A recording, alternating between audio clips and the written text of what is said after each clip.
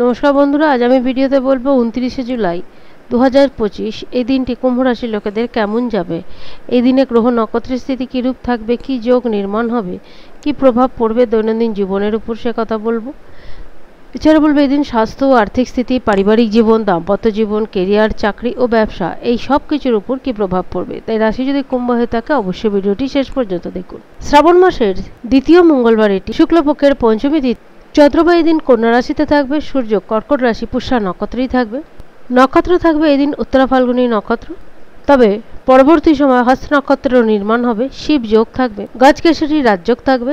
এবার বলবো এই দিনের রাশিফল সম্পর্কে। পঞ্চম ভাবে গুরুর সঙ্গে শুক্রদেবের দ্বিতীয় থাকবে, তার জন্য মহালক্ষ্মী যোগেরও নির্মাণ হবে। স্বাস্থ্য ভালো থাকবে, স্বাস্থ্য সম্বন্ধে কোনো সমস্যা থাকবে না, পাশাপাশি মানসিক শান্তিও থাকবে। তবে যারা ব্যবসায়ী তাদের এই দিন যথেষ্ট সতর্ক থাকতে হবে। যদি ব্যবসা সংক্রান্ত কারোর সঙ্গে কোনো ডিল করতে চান বা কোনো কথা বলতে চান, নিজেদের ধৈর্যকে বজায় রাখতে হবে। যদি কোনো আর্থিক লেনদেন করেন তাহলে সেটাও যথেষ্ট সাবধানতার সঙ্গেই করতে হবে। সে ব্যবসা ছোটই হোক কিংবা বড় হোক, নিজেদেরকে কন্ট্রোলে রাখতে হবে। তবে আর্থিক দিক থেকে দিনটা ভালো যাবে। তবে যারা চাকরিজীবী, সেটা সরকারি হোক বা বেসরকারি, চাকরিজীবীদের কাছে দিনটা খুব ভালো যাবে। তবে যারা জুয়া, সাট্টা, লটারি এইসবের মধ্যে অর্থ নিয়োগ করে থাকেন বা এইসব খেলার মধ্যে ডুবে থাকেন, তাদেরকে কিন্তু একটু সতর্ক হতে হবে। যারা এই দিন ইনভেস্ট করার জন্য কোনো পরিকল্পনা করবেন, ভাবনা চিন্তা করে তো করবেনই, তবে যদি প্রপার্টিগত জায়গায় ইনভেস্ট করে থাকেন তাহলে আগামী দিনে বিশেষভাবে লাভবান হবেন। কন্যা রাশিতে চন্দ্রমা ভালো অবস্থাতেই থাকবে।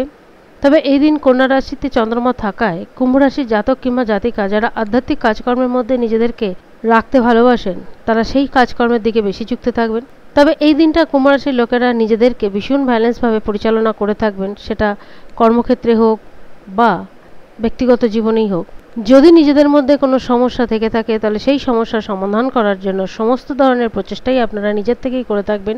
দিনটা মোটামুটি খারাপ যাবে না, ভালোই যাবে। শুধু ব্যবসায়ীদের একটু সাবধানে থাকতে হবে, সতর্ক থাকতে হবে। স্বাস্থ্য খুব ভালো যাবে, পারিবারিক জীবন, দাম্পত্য জীবনও মোটামুটি ঠিকঠাক থাকবে, মানসিক শান্তিও থাকবে। কিন্তু নিজেদের বাক্যের উপর এবং নিজেদের ক্রোধের উপর একটা নিয়ন্ত্রণ রাখতে হবে। পরিবারের কারোর সঙ্গে যদি কোনো ব্যাপারে কোনো কথা বলেন তাহলে বাক্যের যে বিনিময় সেটা যথেষ্ট বুঝে শুনে করতে হবে। বিদ্যার্থীদের কাছে দিনটা খারাপ যাবে না, ভালোই যাবে। যতদিন পর্যন্ত কুম্ভ রাশির লোকেদের পঞ্চমভাবে শুক্রদেব গুরুর সঙ্গে থাকবে ততদিন আর্থিক দিক থেকে বলুন, সন্তানের দিক থেকে বলুন, প্রেম জীবনের দিক থেকে বলুন, দিন খুব ভালো যাবে। কারণ যোগকারকের অধিপতি হলেন শুক্রদেব, চতুর্থ ও নবম ভাবের অধিপতি হয়ে পঞ্চম ভাবে গোচর করছে।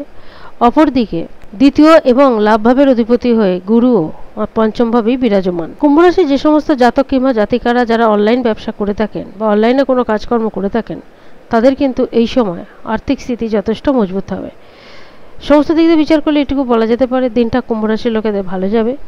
মঙ্গলবার অবশ্যই হনুমানজির আরাধনা করবেন এবং গোটা শ্রাবণ মাস চলছে, এখনও কিছুদিন বাকি, পাশাপাশি দেবাদিদেবেরও আরাধনা করবেন। আজ এই পর্যন্তই। যদি ভিডিওটি ভালো লাগে জানাবেন। ধন্যবাদ।